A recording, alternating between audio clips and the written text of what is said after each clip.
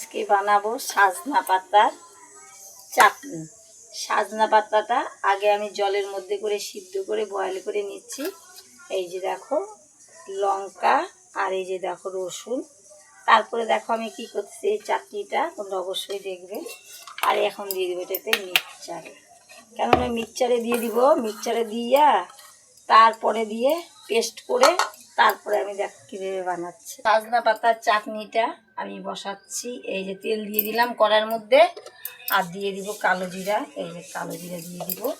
আর এই দেখো পেস্ট করে নেওয়া, এই যে পেস্ট করলাম, এই দেখো পেস্ট করে নামালাম। আর এইটা কিন্তু এখন ছাড়িয়ে দিব, একদম ভাজে দিব সুন্দরভাবে। জলে দিয়ে দেবো চাটনি, এই দেখো সাজনা পাতার চাটনি। এই দেখো কত সুন্দর হয়েছে চাটনিটা হচ্ছে।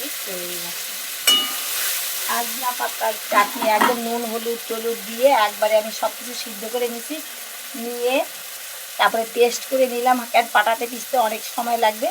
তারপরে আমি কালো জিরা ফোড়ন দিয়ে তেলে দিয়ে ছেড়ে দিলাম। এখন নাড়াচাড়া করবো, আমার চাটনি কমপ্লিট হয়ে যাবে। তাই চাটনিটা আমার হয়ে গেছে, আমি নিজের চাটনিটা নামায় নিচ্ছি একদম সুন্দরভাবে। এই রাখো আর সাজনা পাতার চাটনিটা আমার হয়ে গেছে। আজকে বানাচ্ছি আমি মুগ ডালের বড়া। আর দেখো দিয়ে দিচ্ছি কুচি কুচি করে রসুন আর লঙ্কা, আর দিয়ে দিচ্ছি কিছুটা পেঁয়াজ, আর কিছু গোটা গোটা ডাল আছে। কেন গোটা গোটা ডালটা কিন্তু ভালো লাগে, মচমচা হয়, তার জন্য কিছু আমি গোটা ডালও রাখছি। পুরাটা ভালোভাবে পেস্ট করি নাই, বেশি ভালোভাবে পেস্ট করলে ডালের বড়াটা খাইতে অতটা ভালো লাগে না। আর একটু গোটা গোটা থাকলে একদম কড়কড়া আওয়াজ হয়, খাইতে কিন্তু খুব ভালো লাগে। ডালের বড়াটা ফেটানো আমার হয়ে গেছে। আর এদিকে তাওয়া বসাই দিছি, তাওয়া দিয়ে ধোয়া উঠতেছে, একদম একদম গরম হয়ে গেছে তাওয়া। আমি আস্তে আস্তে কিন্তু বড়াগুলো সব একে একে করে কিন্তু ছাড়িয়ে দিব। আর এটা হলো মুগ ডালের বড়া, আর অন্য কোনো ডাল না, মুগ ডাল দিয়ে বড়া করছি। এই জন্য কিন্তু আমি একটু রসুন দিচ্ছি, কেননা মুগ ডালের বড়ার মধ্যে না একটু কাঁচা কাঁচা গন্ধ করে, তার জন্য আমি একটু রসুন ব্যবহার করছি যেন গন্ধটা না করে। এই জন্য আমি মুগ ডালের বড়াতে রসুন দিলাম। আর এই যে দেখো ধীরে ধীরে সবগুলো বড়াই আমি ছাড়িয়ে দিচ্ছি। আর এই বড়া দিয়ে খাওয়া দাওয়াটা হয়ে যাবে। হাজার কিছু হোক, বড়া থাকলে কিন্তু খাওয়াটা খুব ভালোই পায়। আর দেখো বড়াটা খুব সুন্দর হচ্ছে। এই দেখো মুগ ডালের বড়া, দেখছো মুগ ডালের বড়া। ডালের বড়াগুলো খুব সুন্দর ফুলে গেছে।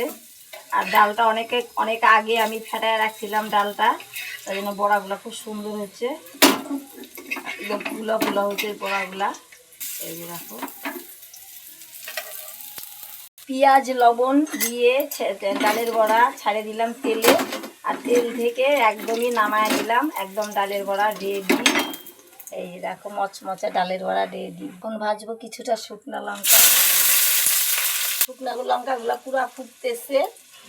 আলু সেদ্ধ মাখবো, গরম তো, গরমের জন্য গ্লাসের সাহায্যে আমি সুন্দরভাবে আলুটা চটকায় নিয়ে নিব কিছুটা পেঁয়াজ।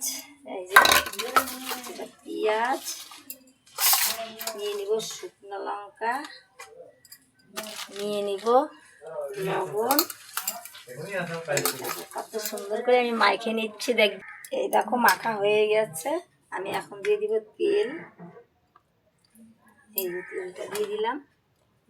এখন কিন্তু দেখো খুব সুন্দর করে আমার মাখা কিন্তু হয়ে গেছে, লবণ টবণ দিয়ে একদম খুব সুন্দর করে আলুর মাখা। আর সাথে আছে বড়া, আর সাথে আছে সাজনা পাতার চাটনি। আর কি আছে অবশ্যই তোমাদেরকে দেখাবো না। আর সাথে আছে ডাল। এই দেখো একদম জমে যাবে খাওয়াটা না।